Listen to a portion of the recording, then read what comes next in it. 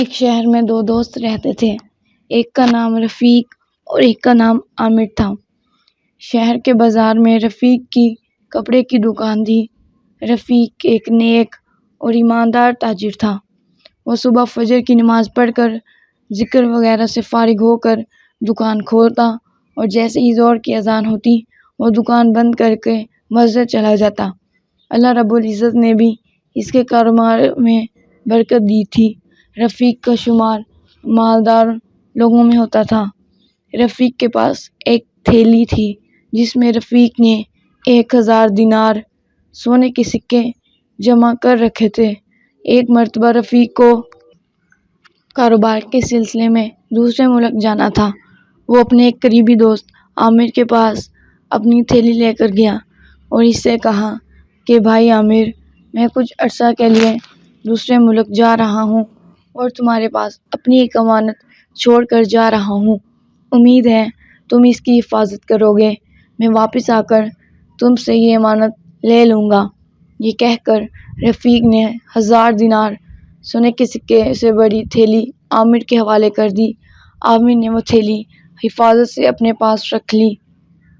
رفیق اپنے سفر پر روانہ ہو گیا۔ دن گزرتے گئے۔ رفیق کو گئے ہوئے کئی سال گزر گئے۔ اب عامر کے دل میں شیطان نے وسوسہ ڈالا اور اس نے سوچا کیوں نہ میں اس ہتھیلی سے دینار سونے کے سکے نکال کر درہم چاندی کے سکے ڈال دوں۔ رفیق واپس آ کر اگر پوچھے گا تو میں جھوٹ بول دوں گا کہ تم نے مجھے یہی دیا تھا۔ میں نے اس ہتھیلی کو کھول کر بھی نہیں دیکھا۔ اور عامر نے اسی طرح کیا۔ تھیلی سے دینار نکالے اور ان کی جگہ درہم کے سکے رکھ دیے۔ کچھ عرصہ بعد رفیق واپس آ گیا۔ وہ عامر کے گھر گیا۔ عامر اس سے بہت اچھے طریقے سے ملا اور سکوں سے بڑی تھیلی رفیق کے حوالے کر دی۔ جب رفیق گھر آیا اور اس نے تھیلی کو کھول کر دیکھا تو وہ یہ دیکھ کر حیران رہ گیا کہ تھیلی بجائے دینار سونے کے سکے سے درہم چاندی کے سکے سے بھری ہوئی ہے۔ اب تو رفیق بہت پریشان ہوا۔ وہ بھاگتا ہوا عامر کے پاس گیا اور اسے ساری بات بتائی۔ عامر بہت غصہ ہوا اور کہا کہ ایک تو میں نے تم پر احسان کیا اور تمہارے مال کی حفاظت کی اور اب تم مجھ پر چوری کا الزام لگاتے ہو۔ بیچارہ رفیق خاموش ہو کر گھر واپس آیا اور 2 رکعت نماز نفل پڑھی اور اللہ سے دعا مانگی کہ اے اللہ، میں تو ہر سال اپنے مال کی زکوٰۃ بھی نکالتا ہوں اور جس مال کی زکوٰۃ نکل جائے اس کی آپ حفاظت فرماتے ہیں۔ میرے مال کی حفاظت فرما اور مجھے واپس لوٹا دیجیے۔ اور اللہ کا نام لے کر رفیق عدالت پہنچا اور قاضی صاحب کو سارا واقعہ سنا دیا۔ قاضی صاحب نے عامر کو بلایا اور اس سے پوچھا کہ رفیق نے تمہارے پاس امانت کتنے سال پہلے رکھوائی تھی؟ قاضی بہت ہی سمجھدار اور ہوشیار تھا۔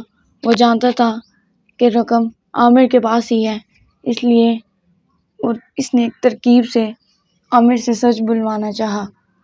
عامر نے جواب دیا کہ اس نے مجھ سے امانت 5 سال پہلے رکھوائی تھی۔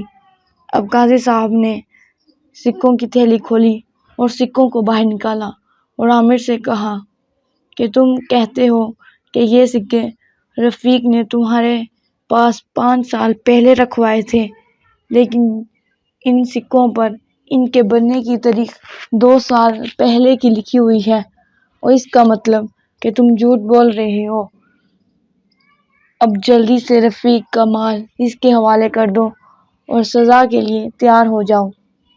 عامر نے شرمندگی سے اپنا سر جھکا لیا اور اپنے جرم کا اقرار کرتے ہوئے رفیق کا مال اس کے حوالے کر دیا۔ اس طرح قاضی کی سمجھ اور عقل سے رفیق کو اس کا مال مل گیا۔ اس کہانی سے ہمیں یہ سبق ملتا ہے کہ ہمیں امانت میں خیانت نہیں کرنی چاہیے۔ جو چیز لی جائے اسے ویسے ہی واپس کیا جائے۔ یہ اللہ تعالیٰ کو ناپسندیدہ عمل میں شمار ہوتا ہے۔